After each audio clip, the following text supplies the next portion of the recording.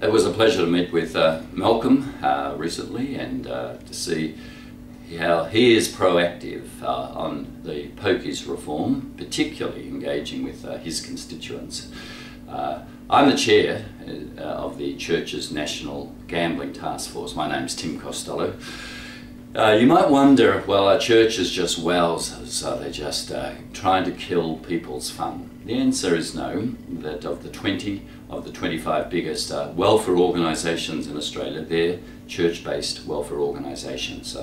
You know, the Salvation Army and St Vinny de Paul, out there on the coalface with gambling addiction. And 86% of all problem gambling in Australia comes from pokies.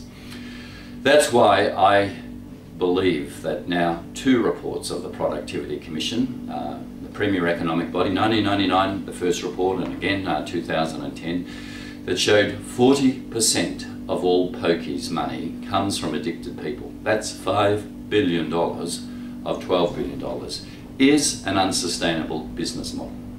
It's also unsustainable for the community because as the Victorian Justice Department research showed, Victorian governments, after illicit drugs, pokies are the second greatest cause of crime. And that affects all of us. So the debate is, will a mandatory pre-commitment card work? Let me say, mandatory pre-commitment, compulsory pre-commitment is only for machines where you can lose $1,200 plus an hour. Who loses $1,200 an hour on entertainment? Most of the machines in Australia at the moment are those high-loss machines, $1,200 per hour plus. And for virtually no cost, those machines can become $1 maximum bet plays, where the most you could lose is $120 an hour.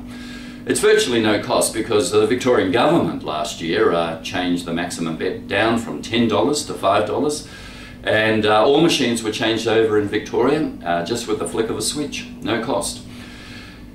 Why I say this is the mandatory pre-commitment card is really a concession to the industry, saying if you want these high-loss machines, they're like cars that can go at 400k an hour, then you need a card where you set your limits, and once you've hit them, whatever limit you set, you're locked out.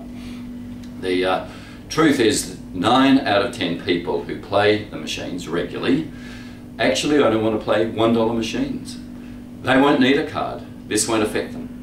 There's debate about, well, would it be better to have a voluntary pre-commitment system? It sounds fine. The problem is this, that only 1.5% of players take it up. Why? Because the stigma of me being the only person who has a card and being seen to play that card means that gamblers, particularly problem gamblers, just will not do it.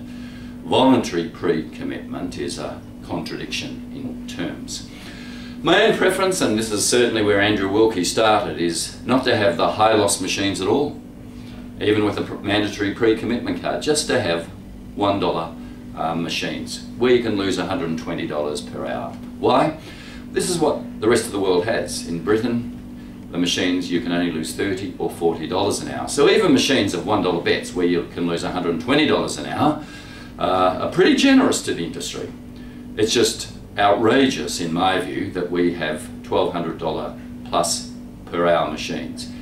Why do those machines exist? I'll tell you. Just for problem gamblers. And families are broken up, businesses go bankrupt, there's crime, kids go hungry. So I congratulate Malcolm for thinking seriously about policy outcomes in this debate and inviting your response. And on behalf of the Churches Gambling Taskforce, thank you to Malcolm and for some of the leadership he is showing on this front. Thanks.